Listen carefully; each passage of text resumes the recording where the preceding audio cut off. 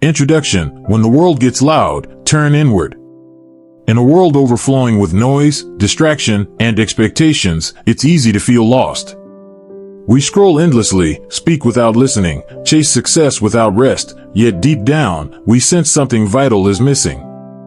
Have you ever sat in a crowded room, surrounded by voices, but felt entirely alone? Or found yourself achieving more than you ever imagined, yet feeling emptier than ever? If so, you're not alone. There comes a moment in life when the external world simply cannot satisfy the internal longing. The applause fades. The titles become weighty. The endless conversations lose meaning. And in that silence, if you dare to enter it, you may begin to hear the most important voice of all, your own. This is not just a call to focus on yourself. It's a deeper, more sacred invitation to return home to yourself.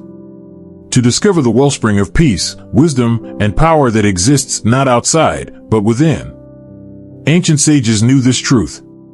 The Buddha taught that silence is not emptiness, it is presence. Stillness is not stagnation, it is awakening. And self-focus is not selfishness, it is the beginning of true compassion. In this article, we will walk together through ancient stories and modern truths. You will meet a restless king who finds peace in silence, a talkative man who becomes a sage through restraint, and a broken soul who rises from despair through mindful thought. But more importantly, you will meet parts of yourself, parts you may have forgotten or buried beneath the noise. Because when you stop chasing the world and start tuning into your inner life, something magical happens. Everything begins to flow. Let the journey begin. Part 1: The Hidden Power of Silence. Centuries ago, deep in the heart of India, a king ruled over a prosperous land. From the outside, he had everything: power, wealth, prestige. But within, he was tormented by a restlessness he couldn't explain. His sleep was shallow, his joy fleeting. The louder his court became, the more hollow he felt. One day, in desperation, the king sought the wisdom of a revered monk who lived in silence amidst the forest. "My heart is heavy," the king admitted. "Though I possess everything a man could desire, I have no peace." The monk, calm and gentle, did not offer a lecture or sermon. Instead, he offered the king a challenge: to live in silence for 15 days in the monastery. No speaking. No distraction. Just stillness. The king agreed, reluctantly. On the first few days, silence was unbearable. His mind screamed. He longed to speak, to control, to be heard. But slowly, as the days passed, the silence became a mirror. For the first time, the king saw the root of his suffering. It was not his kingdom, but his own mind. By day 12, sitting beside a still pond, he found something extraordinary. Not a treasure. Not an insight. But peace. A quiet, unshakable presence. Something he had searched for all his life and finally discovered within himself. Personal reflection. I remember a period in my own life when I felt much like that king. Busy. Accomplished. Yet deeply unsettled. I was always on, answering calls, attending meetings, moving from one goal to the next. But silence? I avoided it. Because in silence, I'd have to face myself. It wasn't until I started practicing daily silent walks, just 20 minutes a day, no phone, no music, that things began to shift. At first, it was agonizing. But over time, I noticed a strange clarity emerging. Problems I had wrestled with for weeks began resolving themselves. I was less reactive. More present. More kind, to myself and to others. Silence is not empty. It's full of answers. Ancient wisdom. The Buddha once said, "Silence is better than meaningless words." And yet, our modern world rewards the loudest voices. We feel pressure to post, to speak, to fill every gap with sound. But true strength often lies in restraint. The wise choose their words not because they are afraid, but because they understand their impact. Words, as the Buddha warned, are like knives. They can heal or harm. But silence? Silence gives us space to understand, reflect, and transform. Part 2. When you listen, you begin to understand. Have you ever found yourself speaking just to fill the silence? Jumping into conversations not to connect, but to be heard or to prove a point? If so, you're not alone. Most of us were never taught how to listen. We were taught how to speak, how to debate, how to convince. But very few of us were shown the power of presence, of being fully there for someone without needing to say a word. In the ancient story, a man named Zen was known for his wit and sharp tongue. He always had something to say. In every room, he spoke the loudest. In every debate, he had the last word. Yet behind his constant chatter was a deeper truth. Zen was disconnected from others and from himself. He mistook noise for connection and dominance for understanding. One day, his world changed. As he wandered through a forest, he stumbled upon an old man sitting in stillness beneath a large Bodhi tree. The man was quiet, unmoving, but his presence was undeniable. Zen approached him and asked, with his usual bluntness, "Why are you sitting here in silence?" The old man opened his eyes slowly and replied with a calm voice, "Because the world is already speaking. I'm just learning how to hear it." That answer stayed with Zen long after the encounter ended. For the first time in his life, he began to question his relationship with words. What if he didn't need to constantly assert himself? What if there was something valuable in the spaces between conversations, in the pauses, in the quiet, in the listening? A modern reflection. We live in a time of constant communication, text messages, voice notes, video calls, social media comments. Ironically, though, many people feel more unheard than ever before. Why? Because speaking has become reactive, not reflective. Most conversations are about waiting for your turn to talk, not about truly hearing someone else. I once worked with a colleague, brilliant, driven, articulate, but she often clashed with team members.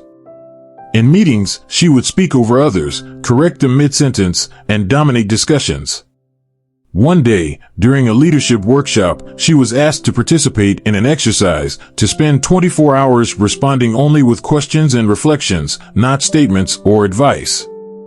It was uncomfortable for her at first. She felt powerless and unseen. But something remarkable happened. Her team began to open up. People shared ideas more freely. There was more collaboration, more honesty.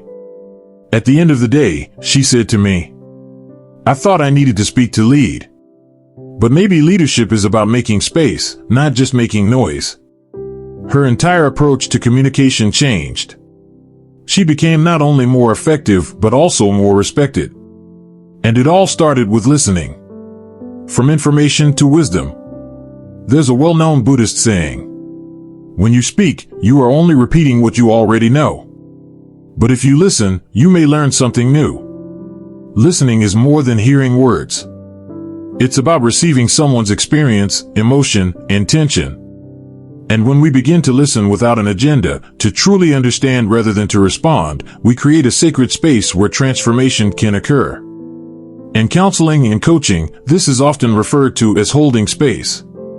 It means being fully present with another person without judgment, interruption, or the urge to fix them. And though it may seem passive, it is one of the most powerful things you can do for someone. Think about the last time someone truly listened to you, without interrupting, without checking their phone, without turning the conversation back to themselves. How did that feel? Safe? Seen? Validated? Now imagine being that person for someone else. The silent wisdom of the mindful listener. Zen's transformation didn't end in the forest. As he committed to silence and listening, he began to understand people, not just their words, but their pain, their fears, their hopes. He discovered that most people don't need advice, they need presence. He started to speak less, and when he did, his words carried more weight.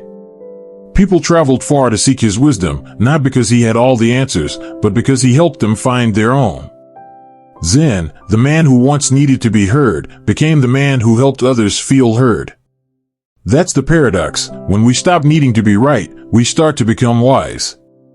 Real-life application. how to practice intentional listening. If you want to harness the quiet strength that Zen discovered, here are a few simple but powerful ways to practice mindful listening in your everyday life. 1. Pause before you reply. Give a few seconds of silence before responding. This pause shifts you from reacting to reflecting. 2. Let go of the fix-it instinct. You don't have to solve the problem. Sometimes the act of listening is the solution. 3. Listen with your whole body. Face the person. Make eye contact. Nod. Show that you're not just present, you're engaged. 4. Ask, don't assume. Instead of jumping in with advice, ask, how can I support you, or what do you need right now? 5. Hold the silence. After someone shares something important, resist the urge to fill the silence. Let it breathe. That's where connection lives. When you begin to listen deeply, without distraction, defense, or ego, you will notice something extraordinary. Not only will your relationships improve, but you will begin to feel lighter, clearer, and more grounded. Because in the end, listening isn't just about understanding others. It's about rediscovering yourself in the process. Part 3. The present moment is a portal to healing. There's a quiet revolution happening, not in the streets or on stages, but within. More and more people are waking up to an ancient truth: what you're seeking is already here. Not in some future victory, not in a past you can't change, but in this very moment. And yet, for most of us, the present moment feels elusive. We're either haunted by regrets or consumed by worry. We replay conversations from yesterday and rehearse anxieties for tomorrow. The now is squeezed into the background, while the mind lives everywhere but here. But the Buddha, like many great sages, taught that healing, peace, and joy do not come from escaping life, but from entering it fully. Right now. As it is. The traveler on the edge. In one of the most poignant stories from the video, a lost soul stands atop a mountain cliff, ready to give up. Their heart is heavy with grief, failure, and a sense that life has no more to offer. In their eyes, the past is a graveyard and the future, a void. With trembling hands and a broken spirit, they prepare to leap. But destiny has other plans. A monk appears, not with a sermon, but with a question. If you have let go of everything, why do you still carry this weight? That single question cracks something open. The monk gently reveals a truth that most people never dare to face. The real burden is not what we've lost, but the stories we keep telling ourselves about that loss. It's not our failures that hurt us most, but our refusal to forgive ourselves. Not the uncertainty of the future, but our demand that it turn out exactly as we imagined. The traveler, once consumed by despair, begins a new journey, not away from life, but into it. They start to meditate. They learn to observe their thoughts instead of identifying with them. With time, the sharp edges of regret and fear begin to soften. They don't change the past. They don't predict the future. But they change their relationship with both. And that changes everything. A personal turning point. I remember a winter evening a few years ago. I was sitting in my car after a long, painful conversation. Something I had worked hard for had just collapsed. I felt defeated, not just by the situation, but by my own thoughts about it. You failed. You're not good enough. This always happens to you. The mind is ruthless when it's afraid. But then, something happened. Not a miracle, just a moment of stillness. I noticed my breath. I noticed my hands on the steering wheel. The quiet hum of the engine. And for just a few seconds, I was here. Not in the regret. Not in the fear. Just here. It didn't solve all my problems. But it gave me one clear gift: perspective. And sometimes, that's all we need to shift from spiraling to healing. The practice of present moment awareness. Mindfulness is not a buzzword, it's a lifeline. The present moment holds no grudges. It doesn't care what you did yesterday or what might happen tomorrow. It simply asks, are you here? Are you breathing? Can you feel this life flowing through you right now? When we return to the present, we stop fighting reality and begin to flow with it. Here are a few simple ways to invite that healing presence into your daily life. 1. Breath is anchor. Your breath is the most honest part of you. It never lies.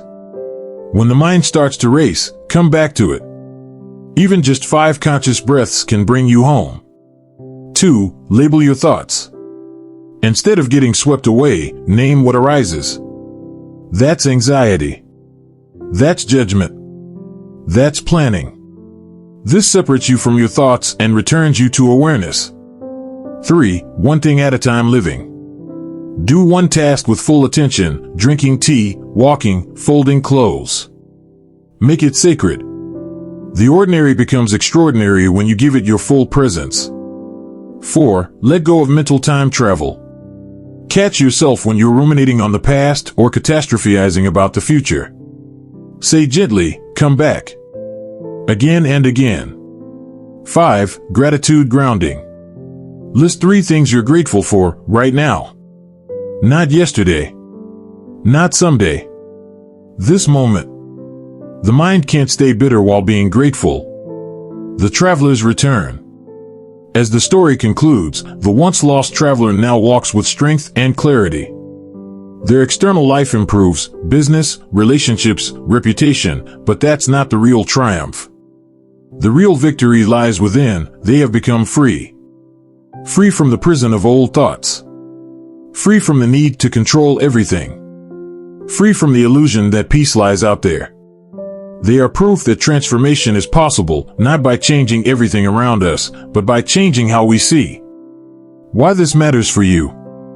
You may not be standing on a cliff, but maybe you've stood at the edge of something: exhaustion, heartbreak, confusion. Maybe you've felt the quiet ache that whispers, there must be more to life than this. There is. But you won't find it in the noise, the rush, the pressure. You'll find it in the pause. In the breath. In the humble, quiet act of paying attention to this very moment. Because when you stop chasing the future and make peace with the present, something beautiful happens. You begin to heal. Not because life suddenly becomes perfect, but because you do. Part 4. Disciplined thinking, the inner craft of transformation. If silence is the doorway to peace, and presence is the room we enter, then disciplined thinking is how we decorate that space, how we shape our inner world into something that nourishes and empowers us. Many people focus on external discipline, waking up early, hitting the gym, sticking to a routine. And while those are valuable, they only scratch the surface. The deeper, more powerful discipline is internal. It is the ability to guide your thoughts with intention, to not let your mind be a wild horse dragging you through fear, doubt, and negativity. But here's the catch: most people never learn how to do this. Instead, they become victims of their thoughts, believing everything their mind says without question. That's where the real work begins. The mind as a garden. Imagine your mind as a garden. Every thought is a seed. Some seeds grow into beautiful flowers, ideas, gratitude, peace, clarity. Others grow into weeds, resentment, anxiety, self-doubt. Now ask yourself, am I tending this garden or letting it grow wild? In the video's final story, the monk tells the despairing traveler, thoughts are the loom upon which the tapestry of our lives is woven. That metaphor is powerful. Because most people don't realize that what they consistently think becomes how they feel, what they believe, and eventually, what they become. You can't always control your first thought, but you can control your second. That's where the practice of disciplined thinking comes in. Real story, from breakdown to breakthrough. A few years ago, I met a young entrepreneur, we'll call him Ravi, who was on the verge of quitting his business. Despite having talent and ambition, he couldn't shake the thought that he was a failure. Every setback was proof, in his mind, that he wasn't cut out for success. I asked him one question. Whose voice are you believing in your head? He paused. Then, with tears in his eyes, he said, my father's. Every time I fail, I hear him telling me I won't amount to anything. That moment changed everything. Over the next 6 months, Ravi began working on his inner narrative. He meditated daily. He journaled the beliefs he carried. And most importantly, he started replacing them deliberately with new, empowering thoughts. I'm learning. Every failure sharpens me. I am enough. His external success didn't happen overnight. But his inner world began to blossom. And in time, the outer followed. He built not just a business, but a life anchored in self-belief.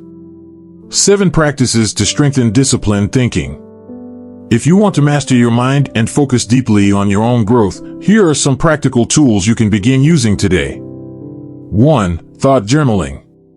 At the end of each day, write down 3 recurring thoughts you had. Were they helpful or harmful? Awareness is the first step. 2. Reframe the narrative. When a negative thought arises, I'm not good enough, reframe it, I'm still learning and growing. 3. Inner dialogue training. Speak to yourself as you would to someone you love. Your internal tone matters more than you think. 4. Mental diet. Just as you avoid junk food, avoid junk content. What you read, watch, and consume becomes what you think. 5. Meditation as mind training. Use breath-based meditation to return to the present. Notice thoughts without judgment. Let them pass like clouds. 6. Mantra practice. Create a mantra that anchors your intention. For example, I choose peace over perfection. Repeat it when your mind spirals. 7. Conscious input, conscious output. Surround yourself with people and environments that lift you. Uplifted input leads to elevated thinking. The diamond hidden in discipline. Many people avoid discipline because they think it's rigid or harsh. But in Buddhism, discipline is an act of love, a way of aligning with your highest self. It's not about controlling everything. It's about being intentional with your energy, your thoughts, and your focus. When you become a master of your mind, you no longer become a prisoner of your moods, or the opinions of others, or the changing winds of life. You move through the world like a mountain, steady, calm, unshakable. A final image. Picture this. You wake up tomorrow morning. You don't check your phone immediately. Instead, you sit for 5 minutes, breathing in silence.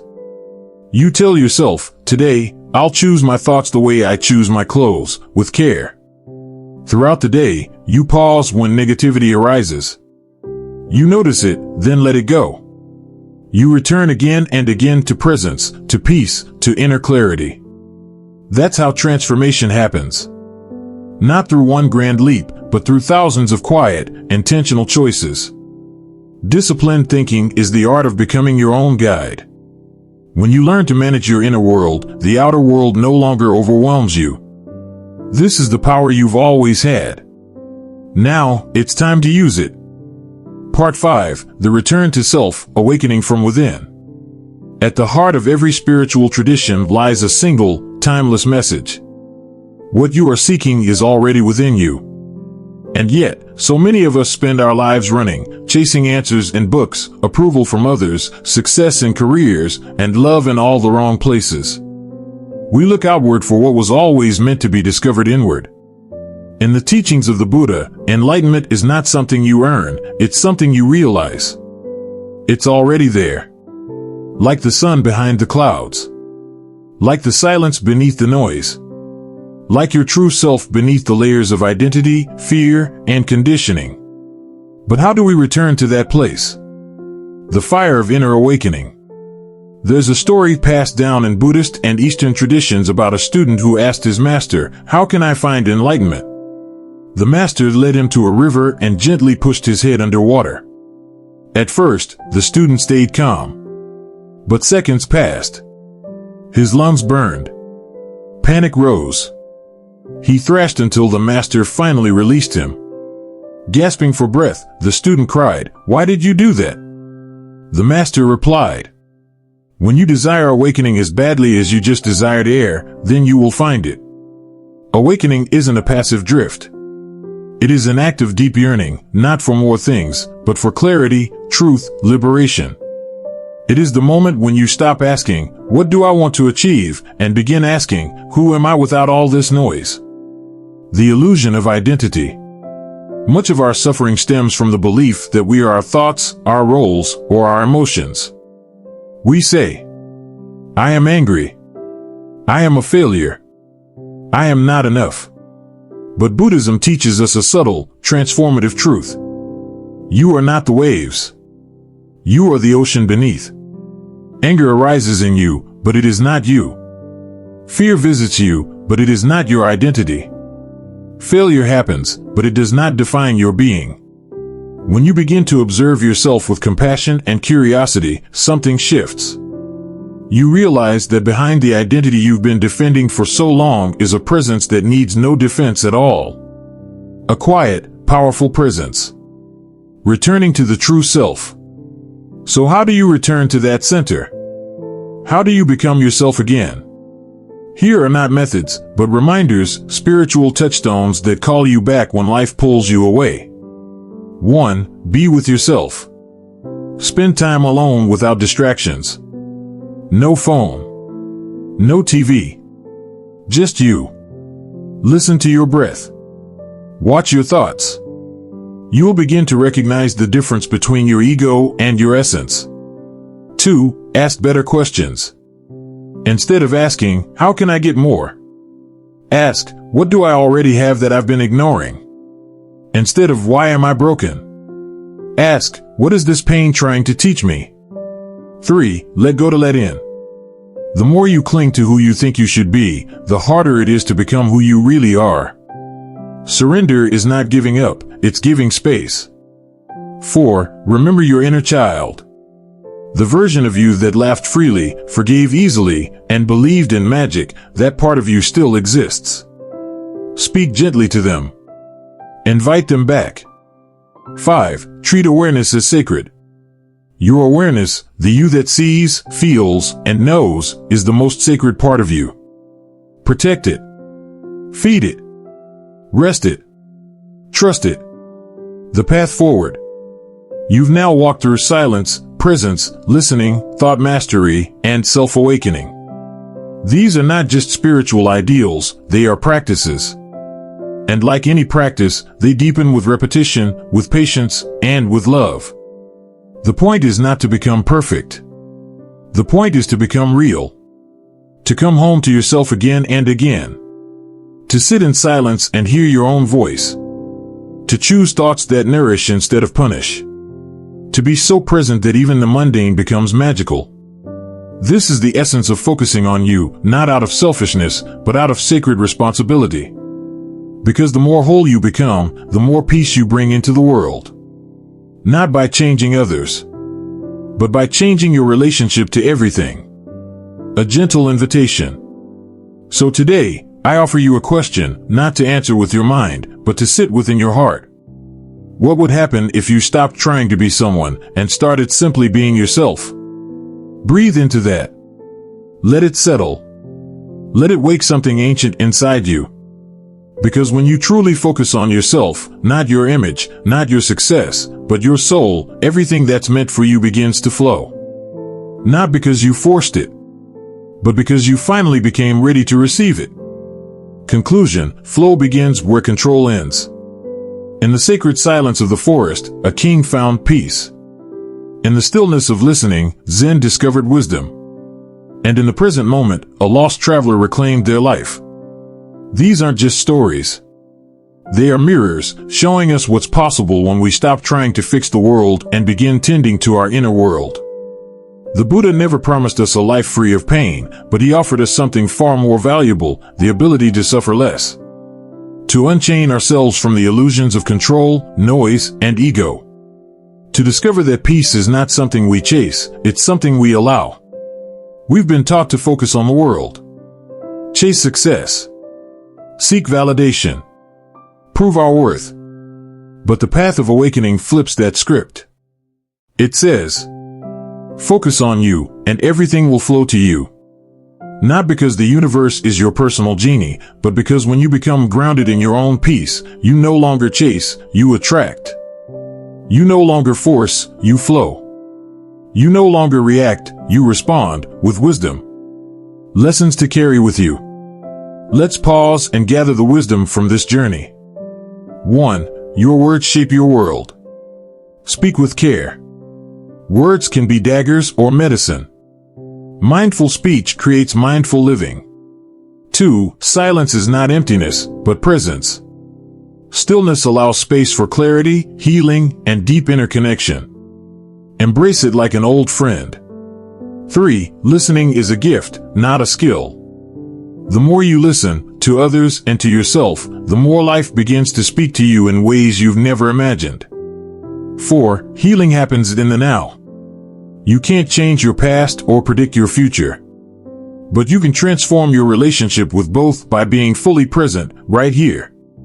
5. Self-focus is not selfish. Focusing on your mental clarity, emotional balance, and spiritual growth doesn't disconnect you from others, it deepens your connection with them. A final thought, begin where you are. You don't need to move to a monastery, meditate for hours, or give up all your belongings to experience transformation. You just need to begin. Begin with a single breath. Begin with a few minutes of silence each morning. Begin by listening to someone fully, without interruption. Begin by observing one thought without judgment. Begin by asking, what am I feeling right now? Because healing is not a destination. It's a decision you make in every moment to return to yourself. When you flow, life flows. In a society obsessed with doing, silence is an act of rebellion. In a culture driven by competition, presence is a revolution. When you stop pushing against life and start aligning with it, everything begins to shift. People are drawn to your peace. Opportunities are magnetized to your presence. You no longer run after the river, you become the river. This is not theory. It's truth, timeless, tested, and ready to be lived. So take a breath. Listen. Focus on you. And watch how everything begins to flow toward you, not because you forced it, but because you finally made space for it. Thank you for walking this journey. May you find peace not in the noise, but in the silence between. Not in the future, but in the richness of this very moment. The path is within you. Walk it slowly. Walk it wisely. But most of all, walk it with presence.